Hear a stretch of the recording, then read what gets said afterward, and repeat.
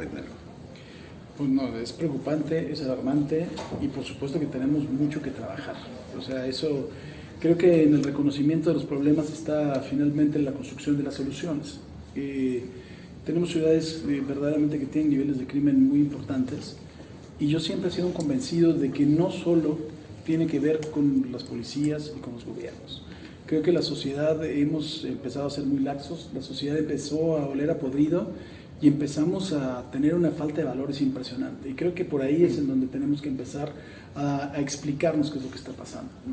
La falta de cuidado, la falta de, y lo voy a decir claramente que suene muy romántico, la falta de amor, ¿no?, al de junto, la falta de amor al vecino, la falta de amor al que va en el coche de junto y de cuidado entre nosotros ha hecho precisamente eso, ¿no? Que al momento en que no tenemos esa capacidad de poder preocuparnos por el otro, nos empieza a valer un cacahuate y a normalizar que le pase algo mal. Eso creo que es lo primero. Por supuesto que hay otras causas que son tremendas, ¿no?, y que tienen que ver con el desarrollo de las mafias en este país, con el desarrollo del narcotráfico, con cómo han ido mutando, ¿no? Porque antes creo que nos teníamos que preocupar y enfocar en una sola rama, ¿no?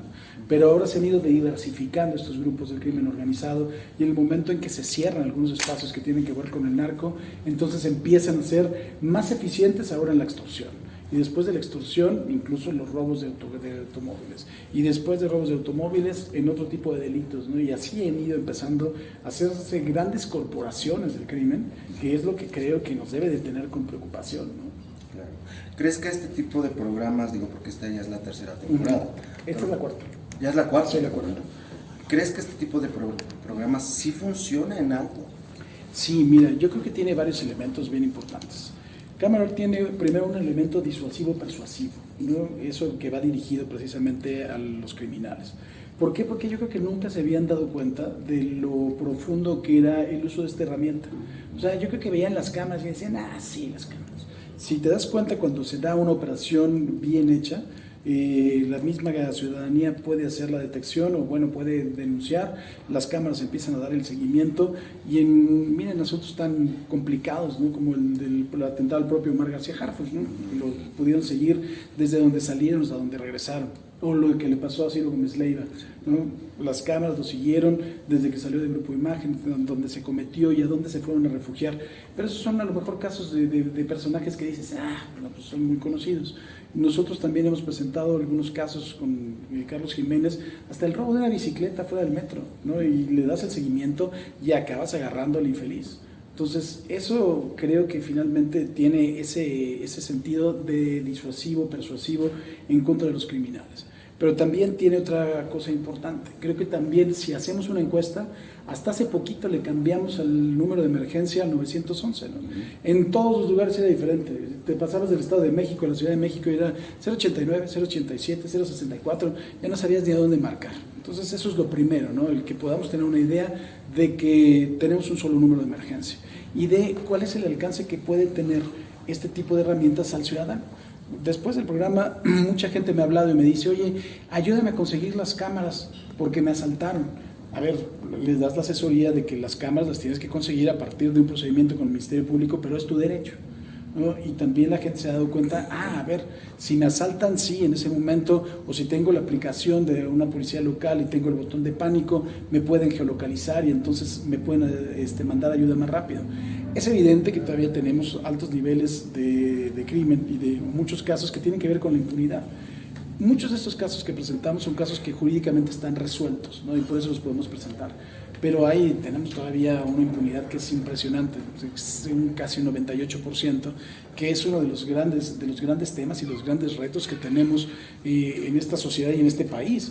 O sea, en la medida, podemos tener las mejores cámaras, podemos tener el tipo, el rostro y lo podemos seguir por todos lados, pero si llega al Ministerio Público y del Ministerio Público se judicializa la carpeta y lo sueltan, pues bueno, vamos a tener la galería de videos más grande del mundo, ¿no?, en materia de delincuentes, pero los vamos a seguir teniendo en la calle. Claro, porque esa era mi pregunta, digo, porque en este país desafortunadamente pues todo el mundo tiene otros datos, no hay criminalidad ya en la las calles. Tú como periodista, ¿cómo lo ves? Porque... No, como periodista yo trato de ver la realidad, sin ninguna afiliación, ni fobia ni filia política. Yo veo que por supuesto tenemos retos muy importantes, que hay cosas que se resuelven y hay cosas que no, pero no veo que además de todo hay un cambio ni ahorita ni después, ¿no? O sea, creo que de los 24 años que llevo en esto, la situación y la raíz del problema sigue siendo la misma. Las raíces de la criminalidad siguen siendo la misma, y la falta de una consolidación real de un cuerpo policíaco que sea efectivamente temido por los criminales es uno de los grandes problemas que tenemos. Ahora en esta temporada que tenemos cosas en Colombia, que tenemos en Argentina, la forma es muy distinta, ¿no? En Argentina desde casi los 80s tienen que estudiar una carrera, una licenciatura que es muy exigente, ¿no? Entonces los perfiles policíacos resultan ser interesantes, y en esa medida no solo interesantes, sino son gente que tiene a lo mejor otra forma de pensar, incluso en una persecución policíaca. Tienes en Colombia una Policía Nacional que se ha consolidado con el tiempo, con mucho tiempo de trabajo, y tienes casos de éxito muy importantes, ¿no? Por ejemplo, en contra de la extorsión, el general Fabián Cárdenas, que acaba de salir y que realmente fue el azote de los extorsionadores, que es uno de los problemas que tenemos. Y en México nos hemos reinventado cada 6 años, Fox primero, después Calderón, Genaro García Luna, mal terminado, después viene Peña, dice que habla de la Gendarmería Nacional, la cual nunca hizo, pero sí se gastó el dinero, y después vienes ahorita y tienes a la Guardia Nacional, y no tienes un cuerpo policíaco consolidado. Entonces, ¿qué es lo que hemos hecho? Invertirle una gran cantidad de dinero a centros como este de los C5, que sí, por supuesto que sí funcionan, pero en la medida en que no cierras la pinza, como se lo estaba comentando al principio, pues no vas a tener resultados, ¿no? La pinza se tiene que cerrar por dos lados, la capacitación y también la forma de trabajar de los cuerpos policíacos, y que eso se refleje en una sentencia condenatoria. ¿Cómo te sientes estar de regreso ya en una nueva temporada? O sea, una serie que está resultando tan exitosa, y creo que de todos los presentadores de programas, creo que serías el único que sería feliz de que su programa se acabara, ¿verdad? No, ¿yo por qué? ¿Que se acabe este? Que se acabe el crimen, que no tengamos que seguir. No, sí, en eso sí. Pero encontraríamos otra cosa, ¿eh? le damos otro uso. ¿Te acuerdas de 1987 con George Orwell? Le podemos dar otro uso a las cámaras de seguridad. No, la verdad es que estoy muy contento.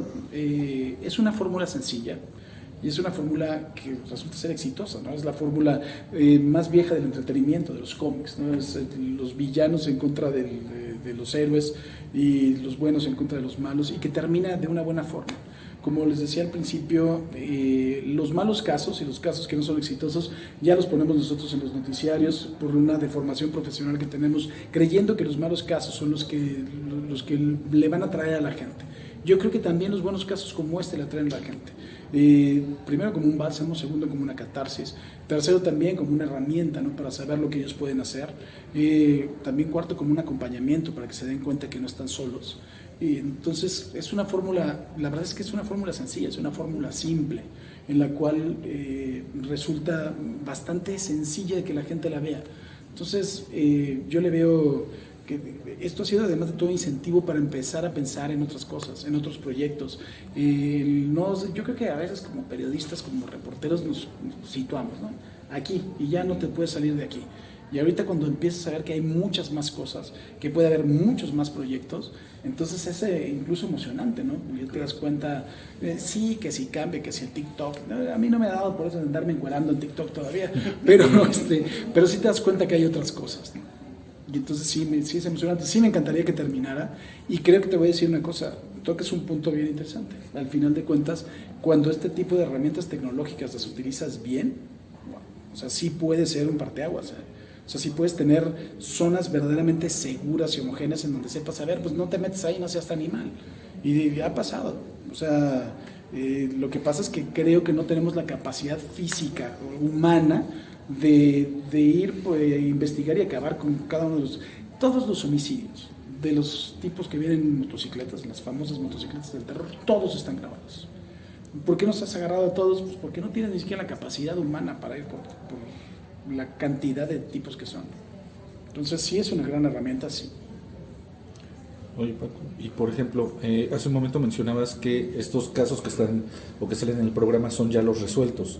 ¿Cuántos de estos casos resueltos han quedado fuera de las temporadas? Porque pues, me imagino que deben de ser cientos, pero las temporadas son 11, 12 capítulos. ¿Cuántos?